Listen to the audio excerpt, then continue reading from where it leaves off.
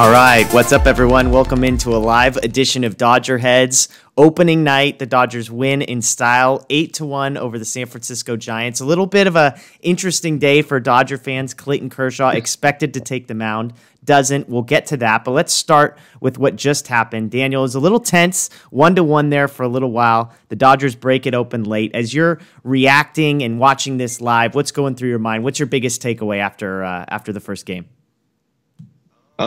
The biggest takeaway is that it's good to get a win. It's always good to start the season 1-0. Like you said, it was a little bit of a slow start, but I mean, when you haven't played an actual game in however many months it's been, almost 9-10 months or whatever, and you got to face Johnny Cueto up there doing all sorts of different windups and fooling around up there. It's not the easiest to get your timing down, but eventually they were able to break through. We talked last night about how bad the Giants are, and we saw that on full display tonight, I'd say. Yeah, it was. It felt a little tense. I mean, I got to be honest. I was a little tense. And by the way, we've got a live chat, so if you've got questions for us, we're going to get to those. If you've got comments, please throw those in there, whether you're watching on Facebook or on YouTube or on Periscope. But it was a little tense, 1-1. It felt like we had seen all this offense leading up, and all of a sudden they couldn't hit. It was 1-1, and Johnny Cueto was doing funky things, like you said. It was almost like, when a team knows they can't compete, they've got to try, bunting into the shift, and Cueto doing all his funky stuff. But you got the sense that as soon as Cueto was out of there, it was going to be trouble for the Giants. They held on for a little bit, but eventually the Dodgers break through. And there's kind of a couple things I want to point out. I mean, obviously Kike is the MVP of the game. Unbelievable day. We had a big conversation about Gavin Lux last night. We'll get to Kike in a second. I think the headline here, as great of a game as Kike had, is Mookie Betts. His first game as a Dodger, and it's one of those things where you'd expect, if I were to say this is why the Dodgers paid all the money, you'd expect to look and see a home run, a double, all this kind of thing. But what makes this guy special is not just the fact that he has the high-end plays, but it's the little things. The infield is in. The Dodgers are in a tie game. They're desperately trying to scrape together a run. Ball gets hit to the second baseman. Betts beats the throw home. Fantastic slide, fantastic jump, fantastic read. The whole thing is beautiful, and that's what makes this guy special, I think. There's lots of guys that can hit home runs. There's lots of guys that can field, but the number of guys that can do every single little detail, heads-up play like that, I think is what makes him special. Yeah, and that play was not only a testament to his speed, but also just his pure baseball instincts. As soon as that ball was off Turner's bat, he was going, and we saw how close of a play it was. If he hesitates at all, he's probably out, and who knows, maybe the Dodgers don't score that inning. That was the first run of what was a 5-run inning that put the game out of reach. So that was a big play. Maybe not in the box score, but when actually watching the game, that kind of shifted things. And that's just one of, a million things that Mookie could do on a baseball field. Yeah. And like you said, it kind of was just the tip of the iceberg. The very next batter grounds back to the pitcher. I believe it was Corey Seager with Bellinger on third, and Bellinger gets caught in a rundown. And my immediate reaction is, Bellinger, like, what are you doing? Like, this is stupid. Why are you doing this? He's like, okay, Mookie can do this, Cody. You're not quite there yet. Maybe his read. I mean, he's back to the pitcher. At least Mookie's got to the second baseman. But then he gets caught in the rundown. He does do a good enough job to get everybody moved ahead. So Turner's at third, Seager makes a second. And then you actually retweeted someone that made a great point, is that Bellinger actually did the right thing there, because what the pitcher should have done is turn around and turn a double play. Yeah, that's a standard contact play right there, that Bellinger's going on contact, and if the pitcher comes toward him, you get in a rundown and hope both the other runners can advance. But yeah, absolutely. If maybe Bellinger doesn't go right there, then the pitcher turns and throws it to second, and it's a double play and the inning's over. So that was another heads-up play by him, and that's just what we could expect to see out of the entire team. I feel like we got a smart coaching staff, we got smart players, and they just make winning plays. And that was another thing that you're not going to see in the box score that made a big impact on the win. Yeah, and so Bellinger does his job, gets the runners advanced.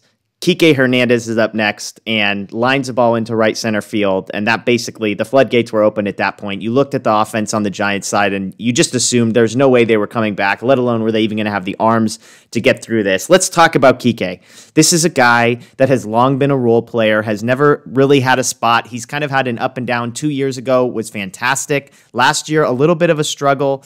This year, it doesn't look like he has a place. Even with the DH, you're saying, well, Pollock, who started at designated hitter today, probably has the edge there. Chris Taylor, maybe a little bit more flexibility, some better numbers than Kike, but Kike hit the ball really well throughout summer camp. And then Lux gets sent down, and you immediately think, okay, Taylor, Kike, who's going to get the shot? Well, Kike gets the first chance today and absolutely delivers. 4 for 5, 2 runs, 5 RBIs. He has a home run in the 8th inning that gets into about the first row. That might be the shortest home run of Kike Hernandez's career. Yeah. But he just puts the game out of reach, and it's just one of those things where it's like, I'm happy for the guy. This is a guy that has meant so much to the Dodgers, clearly off the field, but also on the field, and was just fantastic tonight. I mean, clearly the MVP. Betts had the best play of the game, but overall, Hernandez is the guy that made the whole thing go tonight. Yeah, and it's also, this is a contract year for Kike, so he's got a lot to play for this year. He's going to be a free agent this winter, and he's probably, I don't know if it will be by the Dodgers. It might be because by all accounts, everyone in the organization loves him, but he's going to get paid this offseason by someone. And it was a great night for him. We talked about Gavin Lux last night and the service time and all that stuff, but the fact of the matter is, and we saw it in the exhibition games, that Kike is just mashing the ball right now, and him and Chris Taylor both are just flat out the better players right now. So I don't know if they're going to split time at second, if it's going to be a lot of Kike and Taylor playing other positions, but it was a great night for him, and if he could have an all-star type of season this year with all the other guys on that roster, then watch out. Yeah, and I mean, speaking of all-stars, we're going to stay positive tonight. We're not going to spend too much time talking about Austin Barnes, who had a really rough night, 6 left on base, 0 for 4. But to catch this, Austin Barnes, the only starter for the Dodgers not to get a hit tonight. Muncy, Betts, Bellinger, Turner, Seager, Peterson, and Pollock each have 1. Hernandez has 4. So the Dodgers make it happen. They survived. I mean, again, I don't want to pile on to Austin Barnes. It just was not his night. Probably shouldn't have been in there to begin with, but beside the point. Let's stay positive here. I think the one other thing that is obviously the big story, the thing that we'll get to, is Clayton Kershaw. So Kershaw is expected to start. The news comes out right before game time that he's being placed on the injured list. Apparently, they mentioned a couple times throughout the broadcast that apparently this injury may have happened yesterday. So Dustin May didn't find out today that he was going to be starting, but had an idea yesterday that it might be possible. And all things considered, I thought May was pretty good. The final line's not pretty. 4 1/3, 7 hits, no walks, 4 strikeouts. I mean, it's a pretty pedestrian line, but 7 hits. I believe all 7 of them were singles.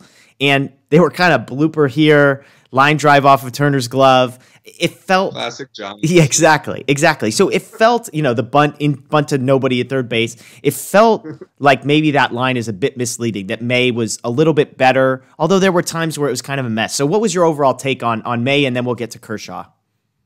I thought May was really good. I mean, he comes out in the first inning, he's throwing 99 on the black, 2-seamer with devastating movement. I mean, it's easy to see why the organization's so high on him. It's easy to see why they didn't want to trade him.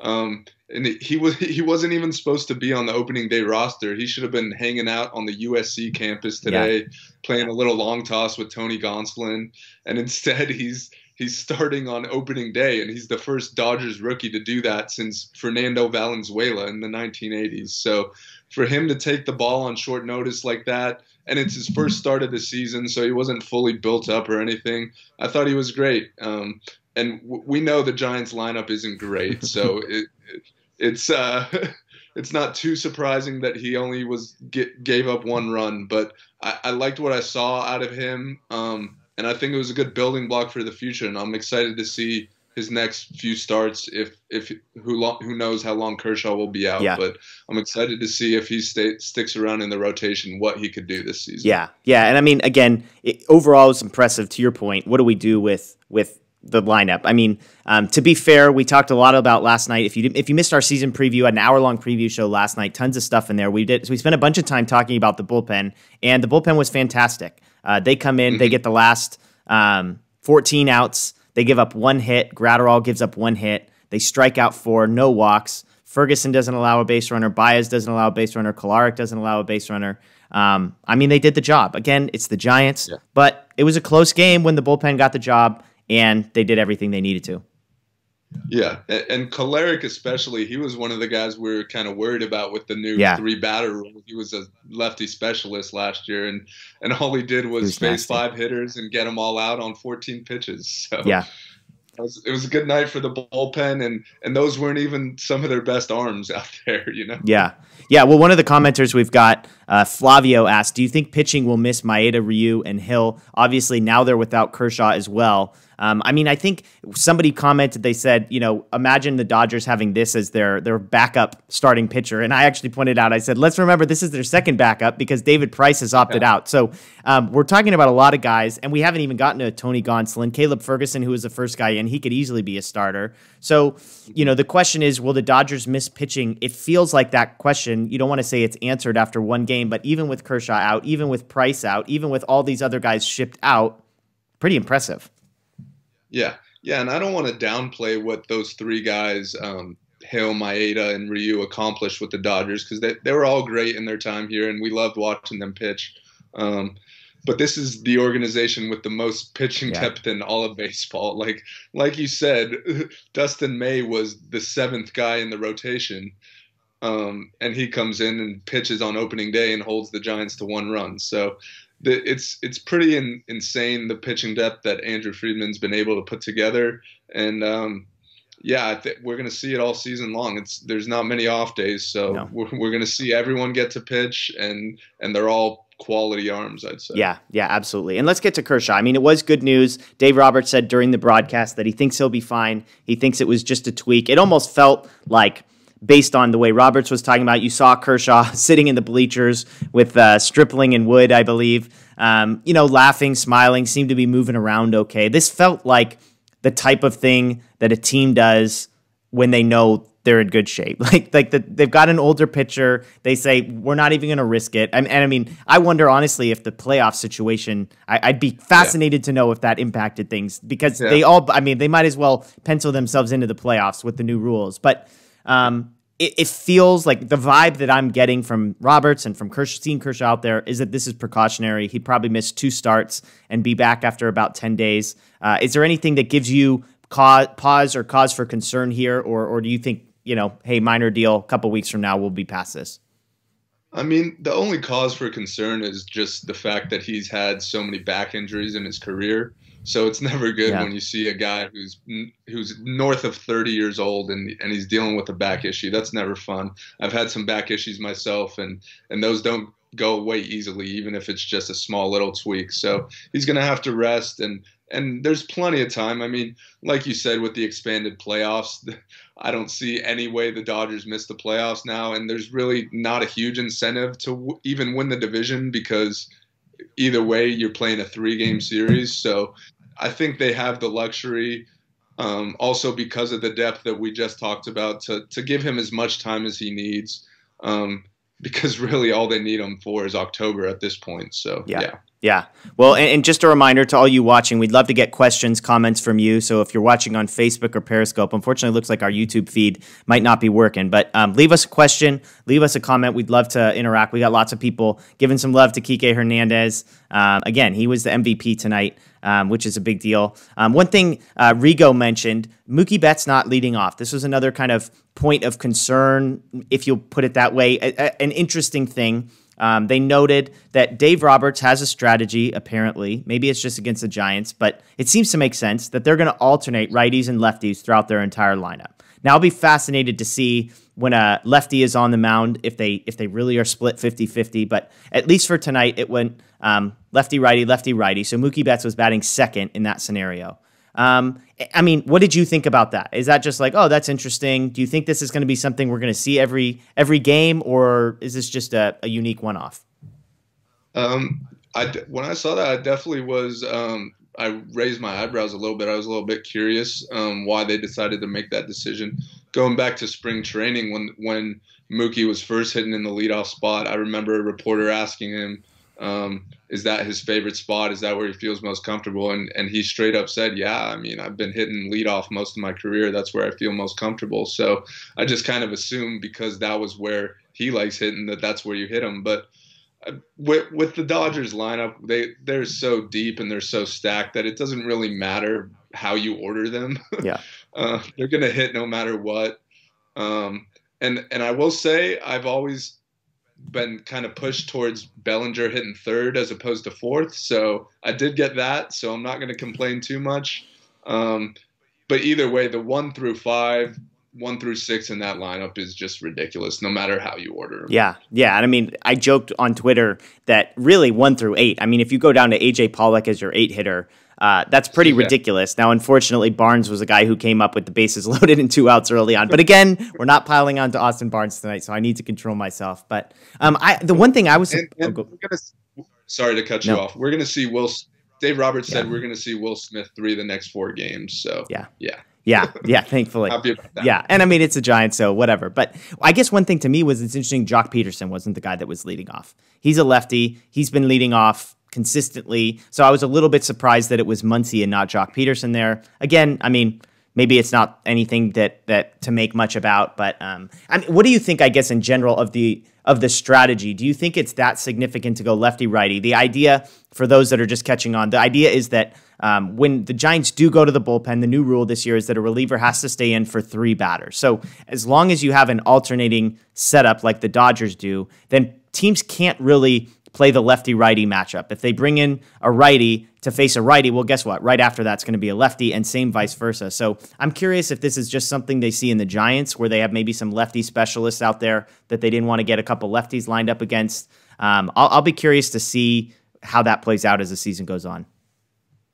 Yeah. I mean, I think with the new 3-batter rule, I don't know how necessary it is to go every other, because if they're facing 3 batters, if it's lefty, righty, lefty, or lefty, lefty, righty, then that's not a huge difference. I think you don't want to put, 3 lefties together, because then that lends hand to them bringing in a lefty specialist to face all 3 of those lefties. But I don't think you necessarily need to go lefty, righty, but just the way the Dodgers are, they got great lefty hitters, great righty hitters. I didn't have a problem with it. And like I said, I keep repeating myself here, but I don't really care about the order all that much. Yeah, and I mean, if you think about the guys, basically the top 5 or 6 guys are going to be in there every night. So if they're alternating, you're going to have a nice split between Muncy, Betts, Bellinger, Turner, Seager. I mean, those 5 are playing literally every night, probably one of Jock or Pollock, if not both.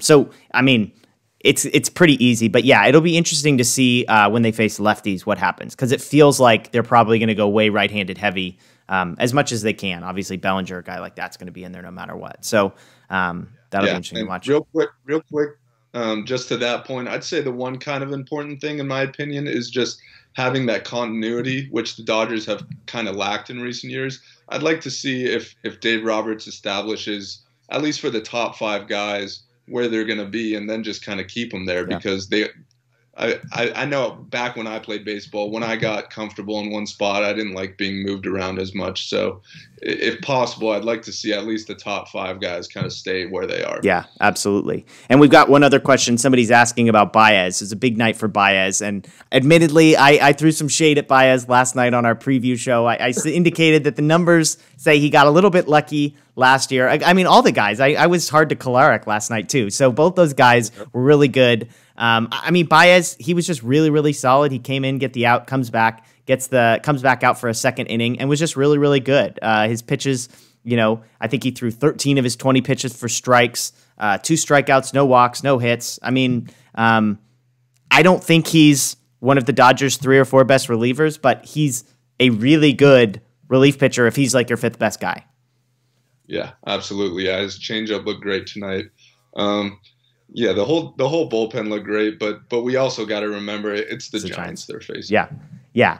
Which, I mean, and I love that we get to play the Giants to start off. I think we get 4 straight against them. It's a beautiful thing. I mean, my favorite moment of the whole broadcast, I think, was Eduardo Perez talking about how offensive it was that Brandon Crawford was taken out of the game on a righty-righty or lefty-lefty. I forget exactly what it was, but he was talking about, I get the numbers, but it's the human element. And it's like, Eduardo, did you miss, like, Brandon Crawford's not good. That's the problem. Like, he might be a leader, but he's not good. And it's not like he's bad against like one side. He's just bad, period. So the idea that like it was some offensive thing that Brandon Crawford was getting taken out, that was amazing. I think McCarthy, I'm not positive I saw this right, but I think they said he hit below 200 in the minors last year. So that was a beautiful moment when that stat popped up.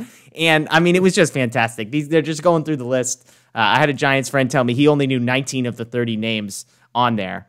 They had the reliever come in who they got in the Rule 5. Eduardo was all excited about his curveball, who everybody knew it was a curveball as soon as it left his hand.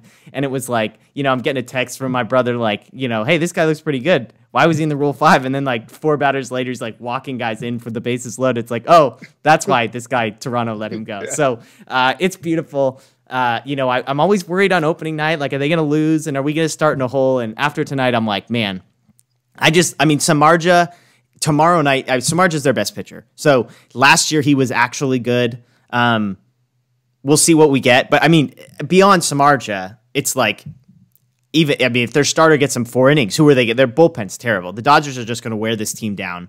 And I started saying, hey, if we can get 2, at a minimum, I'll feel fine. At this point, if they don't win 3 out of 4, I think I'm going to be really disappointed. So it'll be interesting. Now, one more question before we get to the playoffs, because that plays in. But Charlene just asked, who do you think we will sign with the next long-term contract? It's great to have Mookie, she says. Mookie is locked up. Who do you think the next long-term guy is? So obviously, as you said, Kike is up at the end of this year. Turner is up at the end of this year. Peterson is up at the end of this year. As far as the young guys, I believe Seager is the next one. He's got one more year after this. So obviously Bellinger, but Bellinger's a couple years away. Buehler after him. So who do you think, if you had to guess, who do you think is the next guy to get the Mookie Betts treatment? All the guys that are free agents this offseason that you just named, they're all really good players, and maybe some of them are coming back, but none of those contracts are even going to sniff the years or the dollar amount of Mookie Betts. So you could rule those guys out. Seager would be the only one if, let's say, he had like an MVP type season and then like another All-Star season.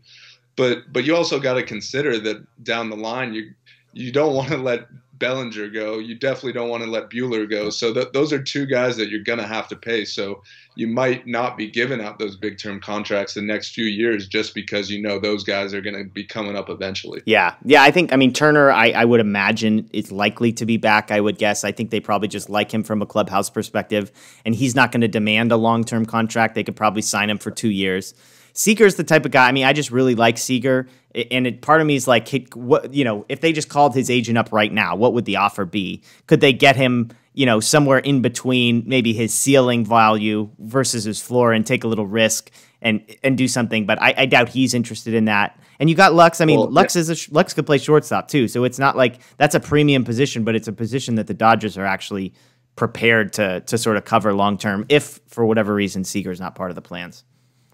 Yeah, and the issue with Seager as far as an extension that you just mentioned is he's represented by Scott Boras. So I think you could rule that out. Did I say the word reasonable? Because if I did, then I apologize to everybody. If it's a Boras client, we can get rid of the word reasonable there. So, well, let's move on. The other big storyline out of baseball, and like I said, I wonder if it had an impact on some decisions that were made today, is that Major League Baseball, the owners, the Players Association, came to an agreement that each league is going to have 8 playoff teams this season. So that's up from 5, and all 8 are going to play right away. So typically it's Team 4 versus Team 5 in a 1-game playoff. This year, Team 8 will play Team 1 in a 3-game series. So whoever wins the division, whoever has the best, or wins the NL, whoever has the best record in the National League, they get no favors, they get no breaks. They immediately go into a 3-game series. If you want to talk about small sample size, a 3-game series. Now, I love the irony. They say, don't worry, you get home field advantage. Well, if there's no fans, what the heck are we talking about with home field advantage?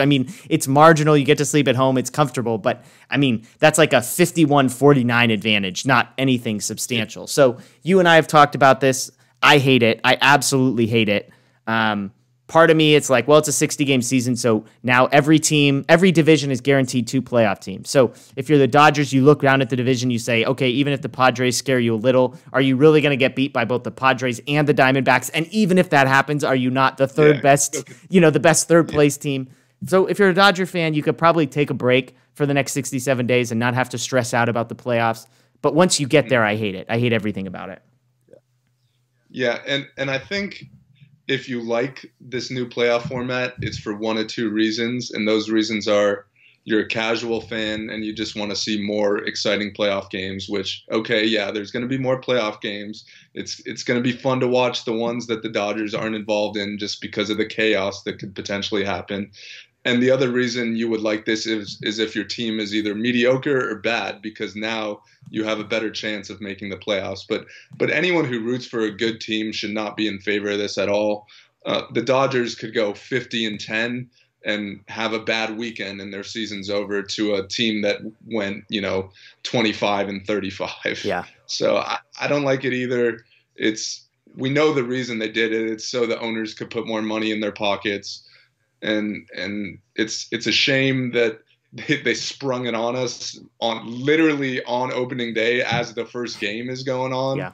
Like it's kind of ridiculous, but it is what it is. And let's just hope the Dodgers don't have that bad weekend. Yeah, absolutely. Well, with that, let's look ahead. I mean, we've got 3 more games against the Giants. Tomorrow night, they're right back at it. We've got Ross Stripling versus Jeff Samardzija. As you kind of look at that matchup, as you've seen these teams on the field tonight, is there anything at all that you're looking for tomorrow? Maybe something that you'd like to see that you didn't see tonight, or something that you see improve? What are you looking forward to about tomorrow?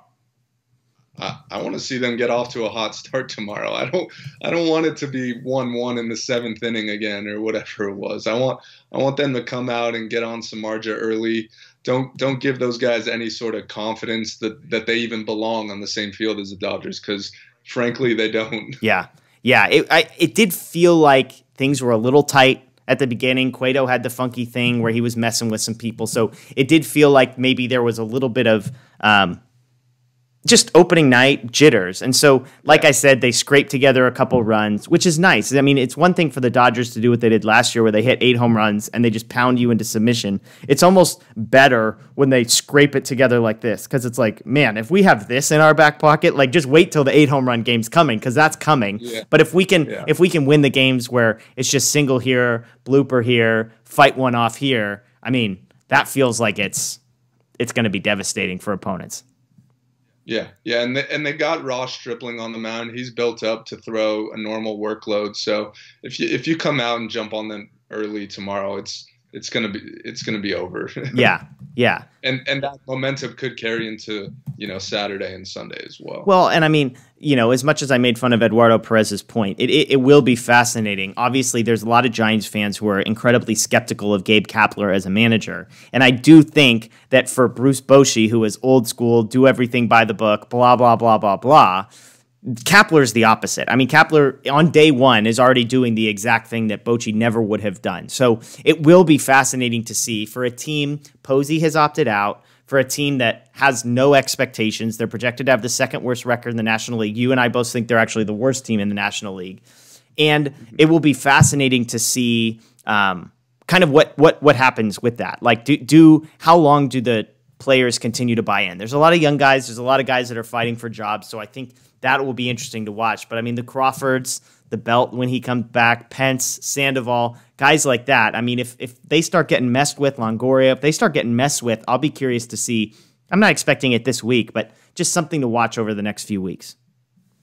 I definitely agree. And if the Dodgers come away with a 4-game sweep here, then you could see things start going south real quick for the Giants. It's already a short season to begin with, and they know that they're not really postseason bound, even with the expanded playoffs. Yeah. So, yeah. So, and just to give you the notes on Samardzija. So Samardzija in 2020, I guess spring training, he looked good. 8 innings, 2 ERA right around 2 in 3 starts. So he has been impressive. Last year, like I said, one of the better years of his career, 3.52 ERA, which was his best year since 2014 when he was with the A's. So, I mean, he's not bad. This is classically a guy who's probably underperformed his FIP. Last year, he outperformed his FIP, 4.59, so maybe he got a little bit lucky. Again, he's their best pitcher. Cueto's a little deceptive. Cueto can be nasty at times and get roughed up at times, but if the Dodgers can jump on him early and chase him after 2, 3, 4 innings with a lead, I think they're going to feel really, really good, especially because, I mean, if you look at the Dodger bullpen, they didn't even get to their best arms. Jansen didn't get used. Trinan didn't get used. They've got plenty of guys out there that they can just throw at the Giants over and over and over again. So, especially with a guy like Stripling that they're probably hoping they can get 5 or 6 innings out of. So, all in all, I think the Dodgers should feel really good about tomorrow and even better after games like that. So, you got a prediction you want to throw at us, Daniel, for tomorrow night? Score? You want to make a bold prediction here? What was tonight? 8-1. Well, I'll go 10-2. 10-2. Yeah. I mean, Stripling's look good. Well, he's been up and down. There was a little bit of overhype, I think, with the summer camp because they're like, he had 8 strikeouts and didn't give up any runs. It's like, well, they also left the bases loaded and then just canceled the inning in one of those. So, but yeah, I mean, how are the Giants going to score is the other thing. So, I maybe I'll go a little more conservative and say 6-1. 6-1 tomorrow. We got 8-1 tonight, 6-1 tomorrow. So, Peyton just chimed in and said, do we have faith in Stripling this year? What do you think, Daniel? I mean, like I said, I think Stripling's really good. I think he's underrated. I think he might have sort of crossed over to become a little overrated by Dodger fans. Maybe I'm wrong. Maybe I'm just hanging out with certain people that think he's a little overrated. But I mean, what do you think realistically for Stripling? Is this guy a major league number 3, number 4, number 5 starter? Where do you have him? Yeah, I think that's about right. I mean, yeah, it depends what you mean by faith when you say, do you have faith in him? Do I expect him to be an ace of the staff and have another all-star season like he did in 2018? No. But I do expect him to be a guy who's going to go out there every 5th day and keep you in the game and give you a chance to win. Yeah. So I think when you look at what Stripling was supposed to be, he wasn't even in the rotation, and then when David Price opted out, he's filling in as a replacement basically. So as far as replacements go, that's the best you're going to find in baseball probably. Yeah. I mean, I think he's solid. He's obviously built up. He's looked pretty good, all things considered. So, I think that's a great question, Peyton, and it's a big thing that the Dodgers. I mean, we talk about pitching a guy like May. I mean, many people might have had May as way higher up on the depth chart than he actually was, because I think Urias is a question mark for some people, Wood is a question mark for some people, and maybe even Stripling's a question mark. So, the nice thing is we get to test these things out against the Giants. We'll try not to overreact to whatever happens tomorrow night. But Peyton, we appreciate the question. Thanks all of you guys for watching, for chiming in. We're going to do these real quick. Sorry, I just want to say one more thing. As far as the rotation goes, one thing I'm going to be looking out for this year is who could establish themselves as that number 3 starter. Yeah. Because if Kershaw gets healthy, and with Walker Buehler, we know they're going to be the top 2 guys in the rotation in the playoffs. And when you're looking at a 3-game series that started off, someone's going to have to throw that 3rd game. So I'm going to be looking to see, is it Urias? Is it Alex Wood? Is it maybe Dustin May if he finds his groove? So that's something I'm going to be looking out for, is who could establish themselves as that true number 3 guy. Yeah, that's a great thing. Something to keep an eye on. So thanks again for watching, everyone. Thanks again for commenting. We appreciate you. We'll do these throughout the season, occasionally here and there. We'll see how things go. So with that'll do it for us on Dodger Heads tonight. Check out our season preview we posted last night on YouTube, and check out DodgerBlue.com. There's tons of content on there. We'll have recap and quotes, I'm sure, from the post-game stuff tonight, so check that out. We appreciate you. Have a good night. Congratulations to the Dodgers for the first win of the season.